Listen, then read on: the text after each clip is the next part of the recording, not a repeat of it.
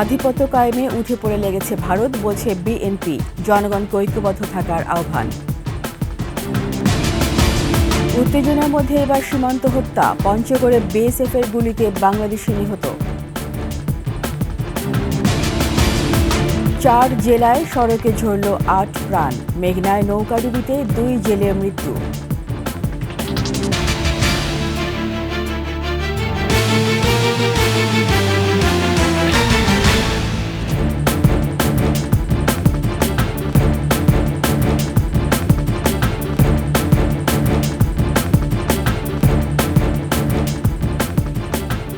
শুনছিলেন সংবাদ শিরোনাম। আমন্ত্রণ 21 দুপুরের সংবাদের সাথে আছি আমি রীতা চৌধুরী। দর্শক, 21 টেলিভিশনের সংবাদ একই সাথে সরাসরি দেখতে পাবেন আমাদের ফেসবুক পেজ www.facebook.com/2124 অনলাইনে।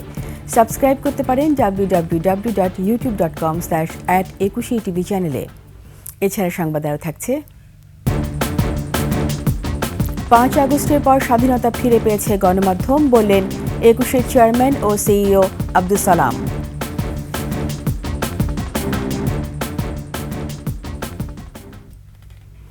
সাম্প্রদায়িকতার ধোঁয়া তুলে আধিপত্য কায়েম করতে চায় বলে শেখ হাসিনার পতনের পর থেকে ভারত বাংলাদেশের বিরুদ্ধে উঠে পড়ে লেগেছে। এমন মন্তব্য করে বিএনপি নেতারা বলেছেন, সকল ষড়যন্ত্র রুখতে একমাত্র সমাধান নির্বাচন। বলেন, ধর্ম বর্ণ নির্বিশেষে সবার পরিচয় বাংলাদেশি, তাই দেশের জনগণ ঐক্যবদ্ধ থাকলে কোনো দেশই ক্ষতি করতে পারবে না। ওমর ফাহিমের রিপোর্ট। জাতীয় প্রেস ক্লাবে স্বৈরাচার এরশাদের পতনের দিবস উপলক্ষে 90 ডাকসু ও সর্বদলীয় ছাত্র ঐক্যের আলোচনা সভা। এতে অংশ নিয়ে বিএনপি নেতারা বলেন, আওয়ামী লীগের সকল ষড়যন্ত্র রুখতে দেশের সাধারণ মানুষ ঐক্যবদ্ধ রয়েছে। জাতীয় ঐক্যের ডাক দিয়েছেন, এই জাতীয় ঐক্যের ডাক এসেছে, অথবা সকলকে ঐক্যবদ্ধ হবে, এই ষড়যন্ত্র মোকাবেলা করতে হবে। বিএনপির স্থায়ী কমিটির সদস্য ডক্টর খন্দকার মোশাররফ হোসেন বলেন, দেশের স্বাধীনতা, সার্বভৌমত্ব ও বিরোধী শক্তিকে রুখতে একমাত্র সমাধান নির্বাচন। এই নিরপেক্ষ সরকার এদেশে একটি গ্রহণযোগ্য নির্বাচন দিয়ে, জনগণের কাছে ক্ষমতা দিয়ে এই সরকারকে বিদায় হতে হবে। এর মধ্যে যে বিগত 15 বছরে যে অন্যায় অত্যাচার হয়েছে, সর্বক্ষেত্রে একটা সংস্কার করার জন্য আমরা এই সরকারকে সমর্থন দিয়েছি। এদিকে রাজধানীর গুলশানে এক অনুষ্ঠানে বিএনপির সিনিয়র যুগ্ম মহাসচিব রুহুল কবির রিজভী বলেন, ভারতের ষড়যন্ত্র না করে আধিপত্যবাদের আচরণ পরিবর্তন করা উচিত।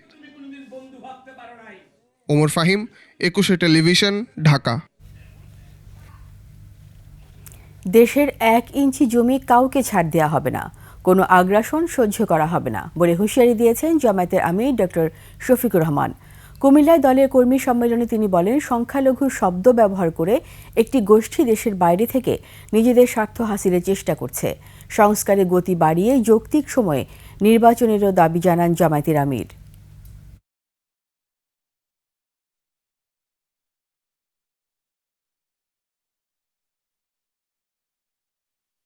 আমরা বাংলাদেশে কোনো মেজরিটি মাইনরিটি মানি না। এই মাইনরিটি শব্দ বলে বলে অন্যান্য ধর্মের ভাই বোনদেরকে ব্যবহার করে একটি গোষ্ঠী মূলত দেশের বাইরে থেকেই তাদের স্বার্থ হাসিল করতে চায়। আমাদের জীবন দিব, তবুও বাংলাদেশের আধা ইঞ্চি জমি আমরা ছেড়ে দেব না।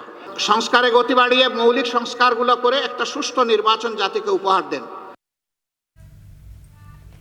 বাংলাদেশের সংখ্যালঘুরা মায়ের কোলের সন্তানের মতো নিরাপদ বলে মন্তব্য করেছেন ইসলামী আন্দোলনের আমির মুফতি সৈয়দ মোহাম্মদ রেজাউল করিম।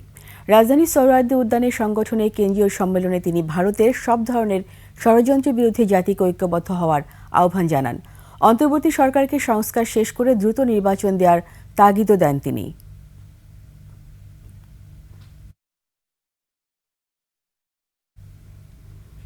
বাংলাদেশ ভারত চলমান অস্থিরতার মধ্যেই ভারতীয় সীমান্তরক্ষী বাহিনী বিএসএফের গুলিতে পঞ্চগড়ে নিহত হলেন এক বাংলাদেশি। ভোরে পঞ্চগড়ে মমিনপাড়া ও ভারতের সিংপাড়া সীমান্তের 8 থেকে 9 নম্বর সাব পিলারের মাঝামাঝি এলাকায় এই হত্যার ঘটনা ঘটে।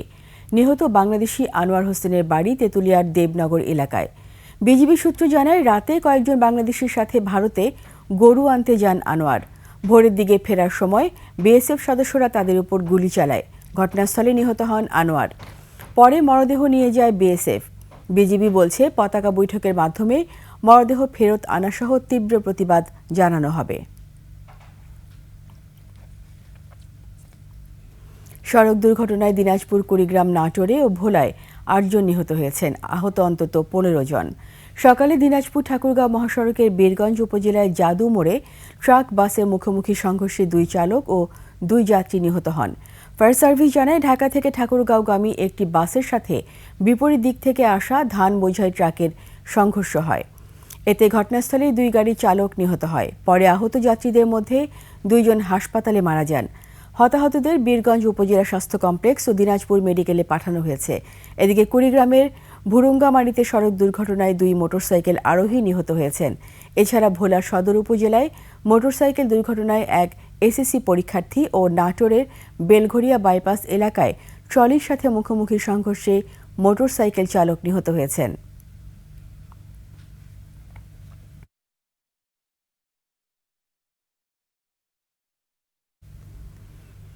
নোয়াখালী হাতিয়ায় মেঘনা নদীতে নৌকাডুবির ঘটনায় 2 জেলের মরদেহ উদ্ধার করেছেন স্থানীয়রা। নিখোঁজ রয়েছেন আরও 2 জন। মধ্যরাতে হাতিয়ায় দোনাঘাটের দক্ষিণে মেঘনা নদীতে নৌকাডুবির এই ঘটনা ঘটে। স্থানীয়রা জানায়, বুধবার রাতে 24 জন জেলে নদীতে মাছ ধরতে যান। পরে ডুবোচরের সাথে ধাক্কা লেগে তাদের নৌকাটি উল্টে যায়। 20 জন সাঁতরে পাড়ে উঠলেও 4 জন উঠতে পারেননি। পরে স্থানীয়রা নৌকার ভেতর থেকে আব্দুল হাশেম ও জুয়েল নামে 2 জেলের মরদেহ উদ্ধার করে।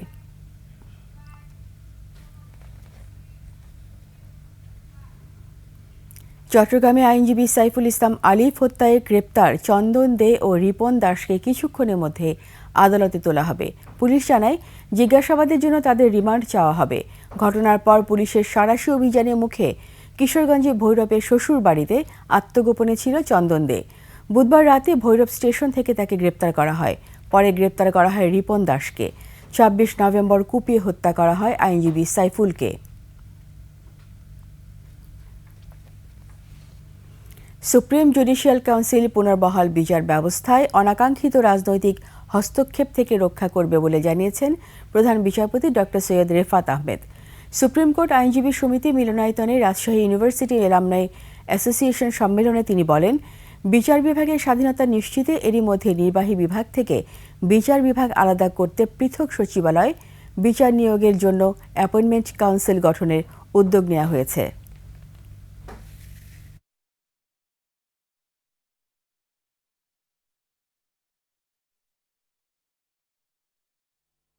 The revival of the Supreme Judicial Council as of October 20th has since seen to its effective operation in its fully mandated constitutional capacity. This pivotal move effectively eliminates the provision for Parliament to impeach Supreme Court judges, ensuring that the judiciary remains free from undue political influence. নিচ্ছি সংবাদ বিরতি। যখন ফিরব তখন অন্যান্য খবরের সঙ্গে আরও থাকবে। চাঁদা না দেয়ায় রাজধানী কাপ্তান বাজারে ব্যবসায়ীকে হত্যা, স্থানীয় প্রভাবশালীর দিকে অভিযোগের তীর। আমন্ত্রণ ২১ সংবাদে। ২০১৫ সালে ২১ টেলিভিশন দখলের মাধ্যমে ৯ বছর দেশীয় ঐতিহ্য সংস্কৃতি বিকাশে বাধা সৃষ্টি করেছে শাসক গোষ্ঠী। ৫ আগস্টের পর ২১ সহ সব গণমাধ্যমের মতো মত প্রকাশের স্বাধীনতা ফিরে পেয়েছে বলে মন্তব্য করেছেন ২১ টেলিভিশনের চেয়ারম্যান ও সিইও আব্দুস সালাম। মানিক শিকদারের রিপোর্ট। জাতীয় দৈনিক ও গণমাধ্যমের বিনোদন সাংবাদিকদের সংগঠন সিজেএফবি ১৯৯৯ সালে প্রতিষ্ঠার পর থেকে সাংবাদিকদের সহযোগিতার পাশাপাশি সঙ্গীত, নাটক, চলচ্চিত্র শিল্পীদের পুরস্কার বিতরণ করে আসছে এই সংগঠন। ২৩তম সিজেএফবি পারফরমেন্স অ্যাওয়ার্ড দিয়ে এই সংবাদ সম্মেলন। বাংলাদেশে আর কোনোদিন শিল্পীদের নামের তালিকায় কোনো ব্ল্যাক বল যুক্ত হবে না।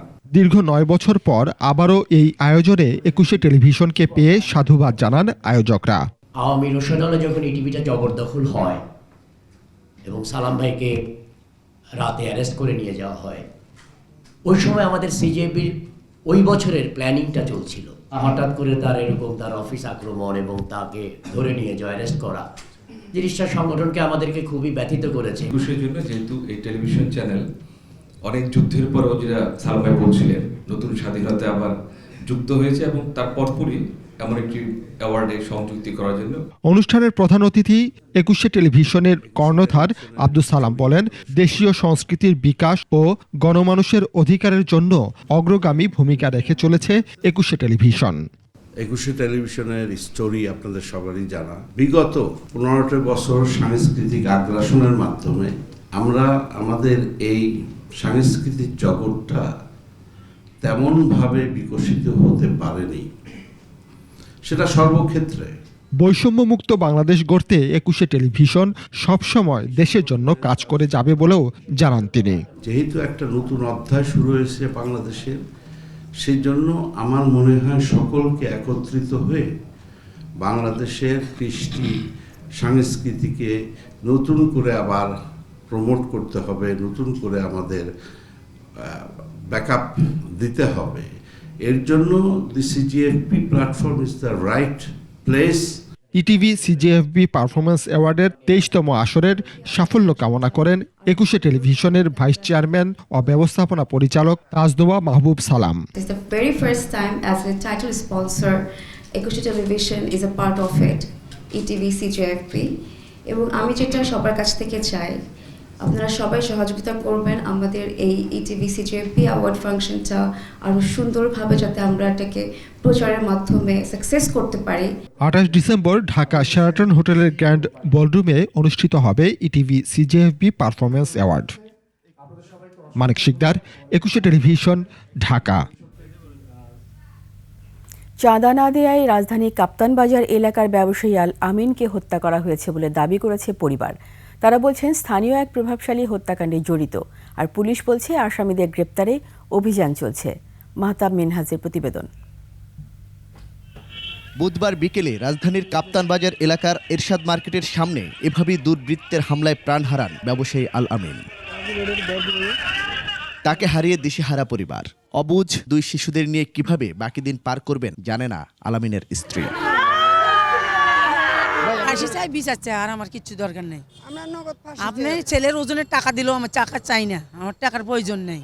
এইভাবে যদি আতঙ্কের মধ্যে থাকে তাহলে তো দেশটা স্বাধীন, মানে স্বাধীনের যে একটা মর্ম আছে বা স্বাধীনের যে সারসংক্ষেপ বা এটা যে অর্থ আছে এটা তো পরিপূর্ণ হইল না। আল্লাহ যেভাবে চালায় এখন ভিতর আল্লাহ ইমান দেয় না, এটার লিগে আল্লাহ ওরা এইভাবে মারছে। এখন দেখি আল্লাহ কিভাবে দিন নেয় সামনে। আল আমিনকে বাঁচাতে গিয়ে আহত হয় তার ভাই এবং মা। তাদের দাবি চাঁদা দিতে রাজি না হওয়ায় এই হত্যাকাণ্ড। মা শুরু করতে করতে এর মধ্যে আমার স্ত্রী আইছে, আর আসার লগে লগে এরা আমার স্ত্রীর মারতে পারে দোকান লেগেছে। হ্যাঁ, চান্দা দিবি না, কমিটি পাইছি না। এর নাম হইল আব্দুর রহিম, এর পোলাপাইন সবগুলা এরা হইলো এরকম কাজটা করছে আমাদের সাথে। তবে অভিযুক্ত বলছেন রাজনৈতিক প্রতিহিংসা থেকে তাকে এই হত্যাকাণ্ডে জড়ানো হয়েছে।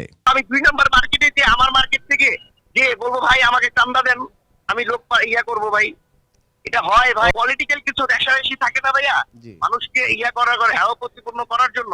পুলিশ জানিয়েছে হত্যাকাণ্ডে জড়িতদের বিরুদ্ধে ব্যবস্থা নেওয়া হচ্ছে। মাহতাব মিনহাজ, ২১ টেলিভিশন, ঢাকা। এরই সাথে শেষ করছি ২১-এর সংবাদ। যাবার আগে সংবাদ শিরোনামগুলো আরও একবার। আধিপত্য কায়েমে উঠে পড়ে লেগেছে ভারত, বলছে বিএনপি। জনগণকে ঐক্যবদ্ধ থাকার আহ্বান। উত্তেজনার মধ্যে এবার সীমান্ত হত্যা, পঞ্চগড়ে বিএসএফ এর গুলিতে বাংলাদেশি নিহত। ৪ জেলায় সড়কে ঝরল ৮টি প্রাণ, মেঘনায় নৌকাডুবিতে ২ জেলের মৃত্যু।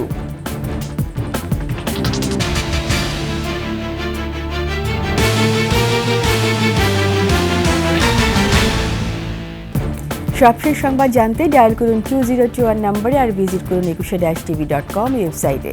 ফেসবুকে ভিজিট করতে পারেন www.facebook.com/2124 অনলাইনে। এছাড়া সাবস্ক্রাইব করতে পারেন www.youtube.com/@21atv চ্যানেলে। এতক্ষণ সঙ্গে থাকার জন্য সবাইকে ধন্যবাদ। পরবর্তী সংবাদ বিকেল ৫টায় দেখার আমন্ত্রণ রইল। ২১-এর সাথেই থাকুন।